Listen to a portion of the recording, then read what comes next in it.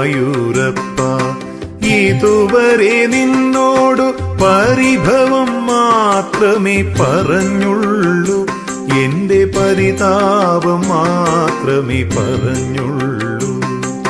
ഗുരുവായൂരപ്പ, ഇതുവരെ നിന്നോടു പരിഭവം മാത്രമേ പറഞ്ഞുള്ളൂ, എന്റെ പരിതാപം മാത്രമേ പറഞ്ഞുള്ളൂ. അവിടുത്തെ കാരുണ്യം ഓർക്കുമ്പോൾ ഇതരുതായിരുന്നെന്നു തോന്നുന്നു.